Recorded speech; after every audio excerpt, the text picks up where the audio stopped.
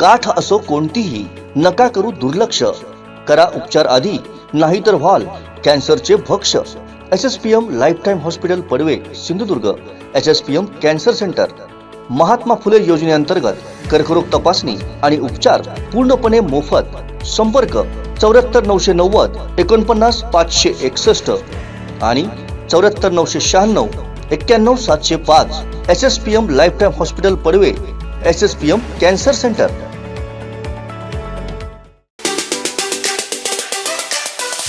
सावंतवाडी उपजिल्हा रुग्णालयात अनेक समस्या आजही कायम आहेत. आज एक महत्त्वाची घडामोड म्हणजे इथे अनेक पेशंट येत असतात, गोरगरीब पेशंट ज्यांना खाजगी रुग्णालयात उपचार घेणं परवडत नाही किंवा डॉक्टर दुर्भाटकर असतील किंवा अन्य डॉक्टर असतील यांची जी ट्रीटमेंट आहे किंवा त्यांच्याकडनं डिलिव्हरी करून घेण्यासाठी अनेक महिला ज्या आहेत त्या लांब लांबहून सावंतवाडी उपजिल्हा रुग्णालयात येतात. मात्र त्यांना साधं पाणीसुद्धा इथे मिळत नसल्याची परिस्थिती आज निर्माण झालेली आहे. याचं मुख्य कारण आम्ही जाणून घेण्याचा प्रयत्न केला तर हॉस्पिटल प्रशासनावर कोणाचाच अंकुश राहिलेला दिसत नाहीये. प्रशासन इथल्या रुग्णांची हेळसांड करताना दिसतंय. जे जबाबदार डॉक्टर आहेत ते सुद्धा हॉस्पिटलमध्ये आम्हाला कुठे दिसत नाही आहेत.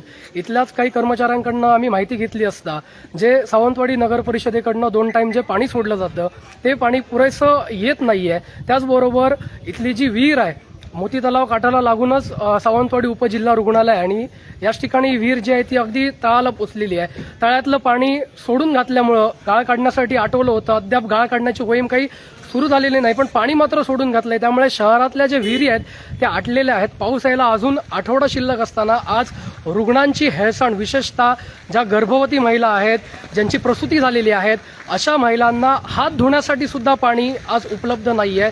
ह्या संदर्भातल्या अनेक तक्रारी ज्या आहेत त्या रुग्ण व रुग्णांच्या कुटुंबियांकडनं आमच्याकडे आल्या की पाण्याची सोय तक्रार करून सुद्धा पाणी उपलब्ध होत नसल्याचं त्यांच्याकडनं सांगण्यात आलं.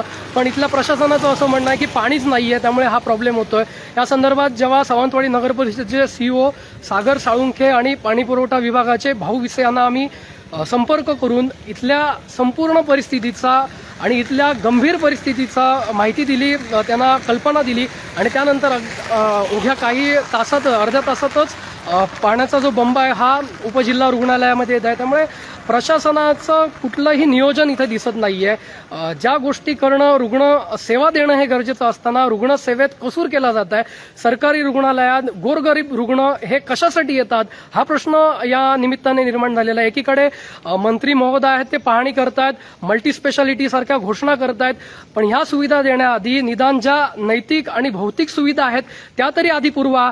अशा पद्धतीचा रोष जो आहे तो रुग्णांच्या नातेवाईकांकडनं प्रशासनाकडे आणि या सरकारकडे, मंत्र्यांकडे केला जात आहे. कारण पाण्यासारखा मूलभूत गरजा जर इथे हॉस्पिटलमध्ये मिळत नसतील, विशेषतः गर्भवती महिलांना सुद्धा मिळत नसतील, तर ह्याच्यासारखं आणखीन दुर्दैव कोणतं आहे हा प्रश्न या निमित्ताने उपस्थित होतो. आणि घोषणा असतील, मोठमोठ्या हॉस्पिटलबाबत भूमिपूजन असतील किंवा ज्या सुविधांबद्दल बोलत असताना ज्या मूलभूत समस्या आहेत, ज्या अगदी त्याचबरोबर ब्लडिंग होत असताना अगदी अर्धा तास होऊन गेला तरी डॉक्टर तिथे आलेला नाहीये, त्या महिलेचं ब्लडिंग होत आहे. तर अशा समस्या असताना नेमकं प्रशासन करतंय काय, मंत्री करतायत काय, सरकार करतंय का हा प्रश्न उद्भवतोय. हे नेहमीच झालेलं आहे. रुग्ण कल्याण समितीवर जे सदस्य आहेत ते नेमकं काय करतायत, रुग्णांच्या समस्या मंत्र्यांपर्यंत ते पोहोचवत आहेत का, हा सुद्धा एक संशोधनाचा विषय या निमित्ताने निर्माण झालेला आहे. पण एकंदरीतच बघितलं तर गोरगरीब रुग्णांची पूर्णतः सरकारी रुग्णालयामध्ये सावंतवाडी उपजिल्हा रुग्णालयामध्ये